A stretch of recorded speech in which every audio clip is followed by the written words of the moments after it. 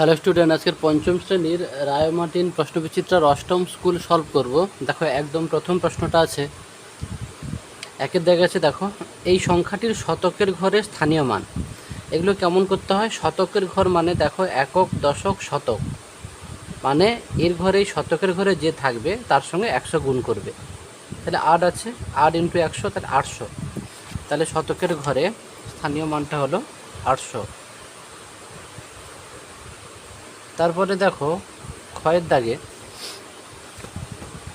বলছে আয়তক্ষেত্রের দৈর্ঘ্য সমান ড্যাশ ভাজিতক প্রস্থ। এখানে ক্ষেত্রফল হবে, হলো এখানে ক্ষেত্রফল হবে। কেমন হলো আমি বুঝিয়ে দিচ্ছি। দেখো আমরা জানি কি আয়তক্ষেত্রের ক্ষেত্রফল সমান কি হয়? দৈর্ঘ্য গুণিতক প্রস্থ, হলো। এবারে দৈর্ঘ্য চেয়েছে, আমি তাহলে দৈর্ঘ্যটা রেখেছি, এপাশে ক্ষেত্রফল তো ছিল, প্রস্থটা গুণ ছিল, এপাশে এলে ভাগ হবে। তাহলে কি হলো? দৈর্ঘ্য সমান কি হলো? ক্ষেত্রফল ভাজিত প্রস্থ। ওকে, তো এই ব্যাপারটা বোঝানোর জন্য আমি ভেঙে করলাম। তোমরা যারা ডাইরেক্ট পারবে এখানে ডাইরেক্ট উত্তর লিখে দেবে, নম্বর দেবে। তারপরে গয়ের দাগে দেখো সমকোণী ত্রিভুজের সমকোণের বিপরীত বাহুকে, সমকোণের বিপরীত বাহুকে অতিভুজ বলে। ওকে, সমকোণের বিপরীত বাহুকে বলে অতিভুজ।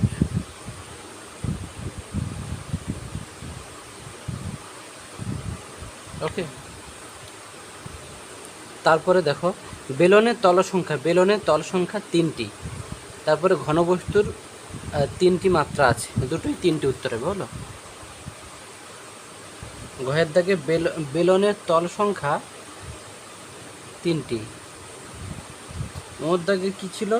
ঘনবস্তুর মাত্রা কটি? 3টি মাত্রা আছে, দৈর্ঘ্য, প্রস্থ, উচ্চতা। তারপরে দেখো 2-এর দাগে বলছি ইটের প্রান্তরেখার সংখ্যা, ইটের প্রান্তরেখার সংখ্যা 12টি, হলো। মানে প্রান্ত মানে ধার, তোমরা দেখবে একটা ইটের প্রান্তরেখা গুণে দেখবে 12টি হবে। ওকে, প্রান্তরেখা বা ধার সংখ্যা, তার এটা হবে 12টি, মানে আ উত্তর হবে।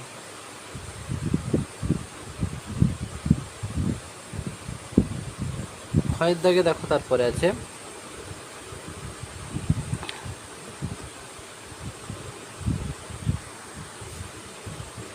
তারপরে দেখো ক্ষয়ের দাগে পঞ্চভুজাকৃতি ভূমি বিশিষ্ট পিরামিডের তল সংখ্যা হবে 6টি। পঞ্চভুজাকৃতি ভূমি বিশিষ্ট পিরামিডের তল সংখ্যা হবে 6টি। তাহলে ক্ষয়ের অবশ্যই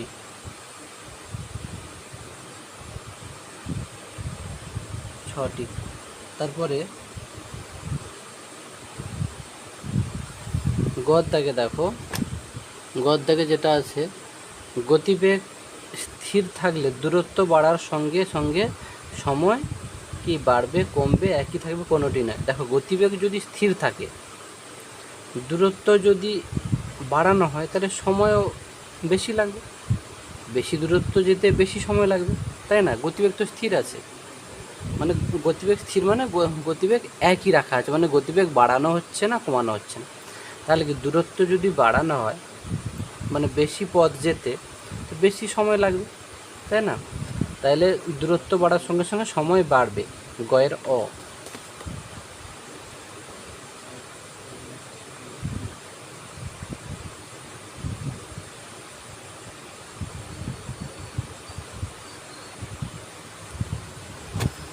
তারপরে দেখো ঘর দাগে আছে 7 থেকে 27 পর্যন্ত মৌলিক সংখ্যা আছে কটি? দেখো 7 থেকে 27 পর্যন্ত মৌলিক সংখ্যা আছে কটি? লিখে দাও 7, তারপরে 8, 9, 10, 11, 13, 14, 15, 16, 17, 18, 19, 20, 21, 22, 23, 24, 25, 26, 27, তাহলে 1, 2, 3, 4, 5, 6টা, তাহলে 6টি উত্তর হবে। এর উত্তরটা হবে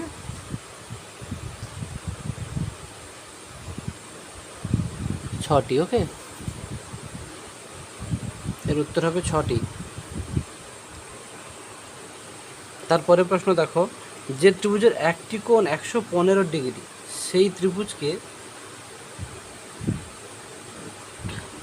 সূক্ষ্মকোণী ত্রিভুজ, সমকোণী ত্রিভুজ, সমবাহু ত্রিভুজ, স্থূলকোণী ত্রিভুজ। এটা হবে স্থূলকোণী ত্রিভুজ হলো। তার কারণ সূক্ষ্মকোণী মানে কি? সূক্ষ্মকোণ মানে যে ত্রিভুজের 3টি কোণই সূক্ষ্মকোণ হবে। সূক্ষ্মকোণ মানে 90 ডিগ্রি থেকে ছোট। তো সমকোণী ত্রিভুজ মানে যে ত্রিভুজের একটি কোণ 90 ডিগ্রি হবে। আচ্ছা, সমবাহু ত্রিভুজ মানে যে ত্রিভুজের সবগুলো বাহু সমান। দেখো, আমি এই প্রত্যেকটার সংজ্ঞা কিন্তু আলোচনা করে দিচ্ছি, মন দিয়ে শুনবে এবং পারলে লিখে নেবে। স্থূলকোণী মানে যে ত্রিভুজের একটি কোণ 90 ডিগ্রি থেকে বেশি হবে। ওকে, তাহলে এটা তাহলে স্থূলকোণী ত্রিভুজ। তাহলে উঁর দাগে উত্তরটা হবে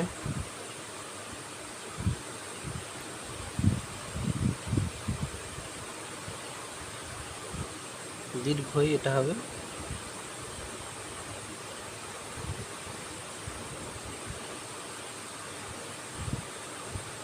স্থূলকোণী ত্রিভুজ। ওকে, এবারে দেখো আমরা 3-এর দাগে যেটা করব, 3-এর দাগে প্রশ্নটা দেখো, বলছে বিজাতীয় শব্দটি বা সংখ্যাটি খুঁজি। মানে বিজাতীয় মানে এই 4টে দেওয়া আছে, 4টের মধ্যে আলাদা কি? ওকে, দেখো এখানে বিজাতীয় শব্দটি কোনটা বলো দেখি। এটা দেখো, একক, দশক, শতক, এগুলো একই, তাহলে এটাই তাহলে বিজাতীয়। দেখো, লব, ভগ্নাংশ, হর, রেখাংশ, দেখো এটা লব, হর, হ্যাঁ, এটা কি ভগ্নাংশ, লব বাই হর মানে ভগ্নাংশ, তাহলে এটা হচ্ছে, এটাই বিজাতীয়। এটা দেখো, উচ্চতা, বর্গক্ষেত্র, ক্ষেত্রফল আর বাহু। দেখো এটা বর্গক্ষেত্র থেকে কিন্তু আঁকা যায় হলো। এইটা দেখো, উচ্চতা, ক্ষেত্রফল, বাহু। তাহলে এর কিন্তু এটাই কিন্তু বিজাতীয়। এটা দেখো 3 × 2 6, এটা 3 × 2, এটাও 6, 6কে 1 দিয়ে ভাগ করলে 6 হবে, তাহলে এটাই 3টেই 6 উত্তর। কিন্তু এটা তাহলে একে 12কে 3 দিয়ে ভাগ করলে 4 হবে, তাহলে এটাই বিজাতীয়। এটা দেখো 9/12, একে কাটাকাটি করো, 3 × 3 = 9, 3 × 4 = 12, তাহলে 3/4, এটাও 3/4, এটাও 3/4, একে কাটাকাটি করো, 7 × 3 = 21, 7 × 4 = 18, তাহলে এটাও 3/4, তাহলে এটা কিন্তু কাটাকাটি হবে না, তাহলে এটাই বিজাতীয়। ওকে, তারপরে দেখো আমরা 4-এর ক, একটি আয়তক্ষেত্রের ক্ষেত্রফল দিয়েছে আর দৈর্ঘ্য দিয়েছে, বাগানটির প্রস্থ কত? ওকে, তাহলে দেখো, তাহলে আমি যেহেতু আয়তক্ষেত্রের ক্ষেত্রফল দিয়েছে, তাহলে লিখতে পারি আয়তক্ষেত্রের ক্ষেত্রফল সমান কত? 120। এটা দিয়েছে, লিখেছি। আয়তক্ষেত্রের ক্ষেত্রফলের সূত্র তো জানি, 2 × দৈর্ঘ্য গুণ, আয়তক্ষেত্রের ক্ষেত্রফলের সূত্র দৈর্ঘ্য গুণিতক প্রস্থ সমান 120। আচ্ছা, এবারে দৈর্ঘ্য দিয়েছে, দৈর্ঘ্য সোজা দৈর্ঘ্য লিখলাম, ইন্টু প্রস্থ জানি না যেহেতু, তাই প্রস্থ হচ্ছে প্রস্থ লিখলাম 120। তাহলে প্রস্থ সমান কত হবে? 120, 20টা গুণ ছিল, এদিকে ভাগ হবে, 0 0 কাটলো, 2 6 12, তাহলে প্রস্থ সমান কি 6 মিটার। ওকে, যেহেতু 3 নম্বর আছে, কি বলেছিলাম যে একটু বেশি নম্বর থাকলে অতএব লিখবে। অতএব বাগানটির বাগানটির প্রস্থ 6 মিটার। ওকে, তারপরে দেখো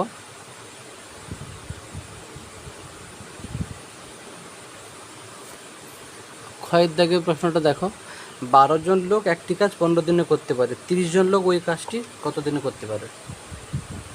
তাহলে দেখো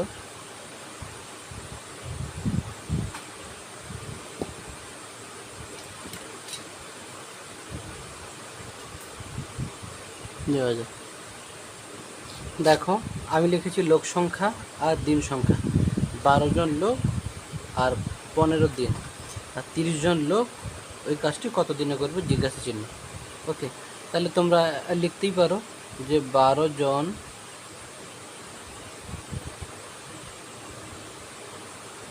জন লোক একটি কাজ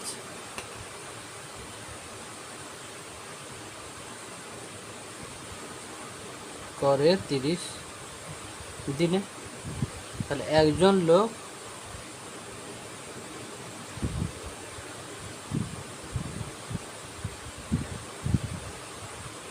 ওই কাজটি করে কত দিন লাগবে? নিশ্চয়ই বেশি লাগবে, একা করতে হলে অনেক বেশি দিন লাগবে, বেশি হলে গুণ হবে। এই জায়গাগুলো তোমরা সিরিয়াস থাকবে, 1 দিয়ে বার করলে যে সবসময় ভাগ হবে তা নয়। তারপরে 30 জন লোক ওই কাজটি করবে, একজন লোক করতে যতদিন লাগে 30 জন লোক করতে নিশ্চয় কম দিন লাগবে। আচ্ছা 12 জন লোক একটি কাজ, এটা 15 আচ্ছা হলো, এটা 15 হলো।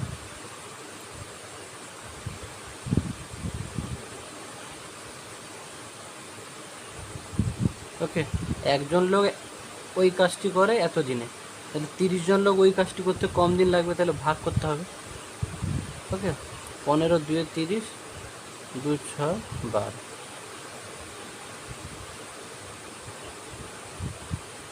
6 দিন। ওকে, তাহলে ওই একই কথা, যেহেতু বড় প্রশ্ন অতএব লিখবে যে 30 জন লোক ওই কাজ কত দিনে করবে, অতএব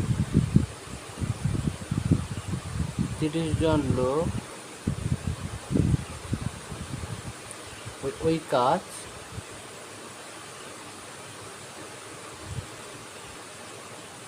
ওই কাজ 6 দিনে করবে। ওকে,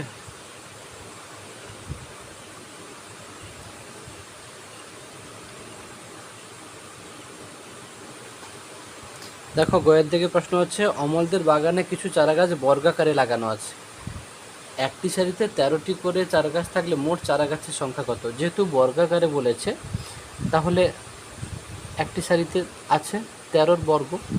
ওকে,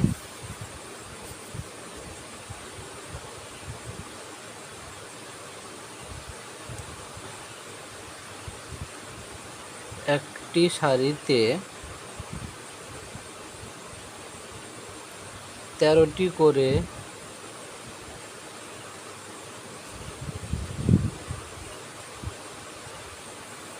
চারাগাছ থাকলে, একটি সারিতে 13টি করে চারাগাছ থাকলে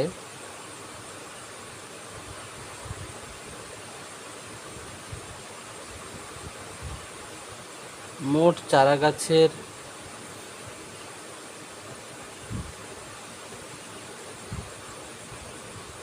সংখ্যা হবে 13 বর্গ, যেহেতু বর্গাকারে সাজানো আছে তাই 13 বর্গ মানে 13 গুণিতক 13 সমান 169টি। ওকে, খুব সহজ অঙ্ক। তারপরে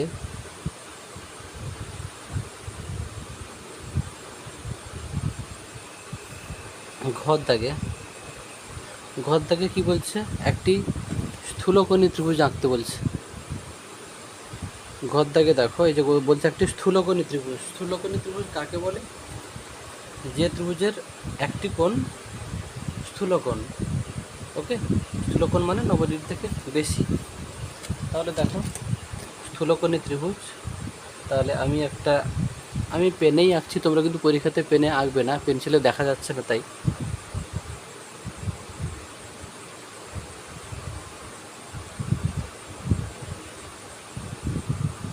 ওকে, তাহলে 90 ডিগ্রি কেমন হয়?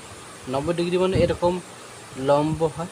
তাহলে যদি আমরা বাঁকিয়ে দিই তাহলে কোনটা কি বড় হবে? তাহলে 90 ডিগ্রি থেকে বড় হবে, তাই না? এই হয়ে গেল একটি কোণ।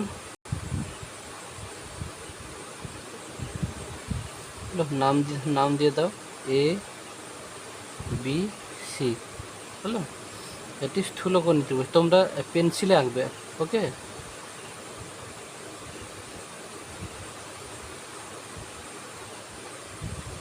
স্থূলকোণী ত্রিভুজ। ব্যাপারটা কি বললাম, প্রথমে ভূমিটা আনলে যে কোনো মাপে, এই ভূমির ওপর যদি একটি সরলরেখা পুরো লম্বভাবে সোজা অবস্থান করে, সেটা কিন্তু 90 ডিগ্রি হয়। তাহলে আমি যদি এটাকে যদি পরপর বাঁকিয়ে দিই তাহলে কোনটা দেখো পরপর বড় হবে, আরও বড় হবে, তাই না? তো স্থূলকোণ মানে একটা কোণ 90 ডিগ্রি থেকে বেশি হবে, মানে একটা কোণ স্থূলকোণ মানে একটা কোণ 90 ডিগ্রি থেকে বেশি হবে।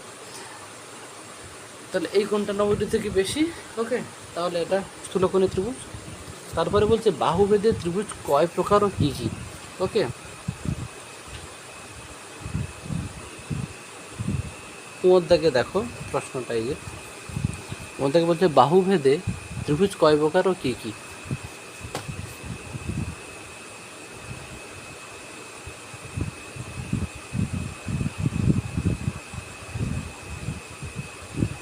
বাহুভেদী ত্রিভুজ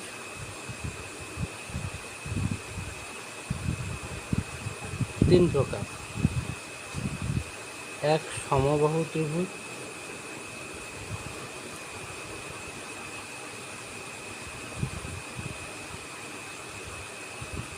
2, সমদ্বিবাহু ত্রিভুজ।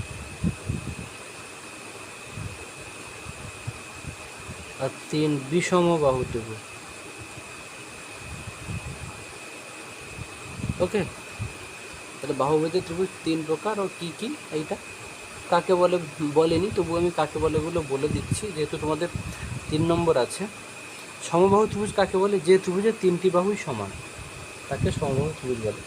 সমদ্বিবাহু ত্রিভুজ কাকে বলে? যে ত্রিভুজের 2টো বাহু সমান, তাকে সমদ্বিবাহু ত্রিভুজ বলে। বিষমবাহু ত্রিভুজ কাকে বলে? যে ত্রিভুজের 3টি বাহুই অসমান, তাকে বিষমবাহু ত্রিভুজ বলে। ওকে, তারপরে আমরা চয়ের দিকে যাচ্ছি। দেখো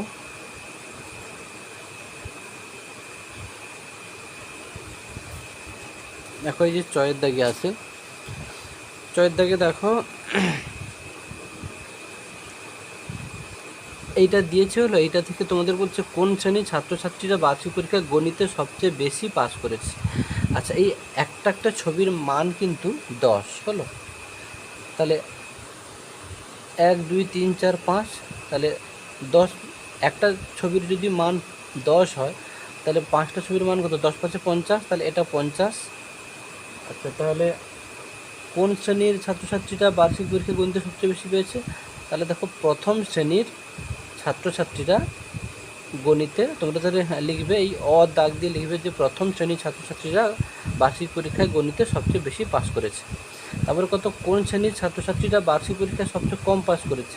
সবচেয়ে কম দেখো, কম এই দুটোতে, তাই না? এটাও 3টে, এটাও 3টে। হ্যাঁ, তাহলে দ্বিতীয় ও তৃতীয় শ্রেণী, তোমরা লিখবে দ্বিতীয় ও তৃতীয় শ্রেণীর ছাত্রছাত্রীরা বার্ষিক পরীক্ষায় সবচেয়ে কম পাস করেছে, হলো। তারপরে পঞ্চম শ্রেণীর কতজন ছাত্রছাত্রী বার্ষিক পরীক্ষায় গণিতে পাস করেছে? পঞ্চম শ্রেণীর তার একটা ছবির মান 10, তো তার 10 10 20 10 30 10 40, হলো। তাহলে পঞ্চম শ্রেণীর 40 জন ছাত্রছাত্রী বার্ষিক পরীক্ষায় গণিতে পাস করেছে। ওকে, এটা তোমাদের ছবি এটা কিন্তু আঁকতে হবে না। ওকে, আর যদি তোমরা ছবি আঁকো তাহলে এখানে তোমরা করে নেবে, একটা ছবির মান তো 10, তাহলে 10 5 50, 50 জন। এটা 10 3 30 জন, এটাও 10 3 30 জন, এটা 10 4 40 জন, এটাও 10 4 40 জন। এবারে ফটাফট উত্তরগুলো তোমরা লিখে নেবে। ওকে,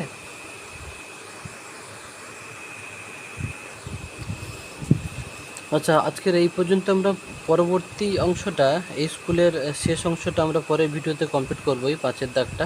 ওকে।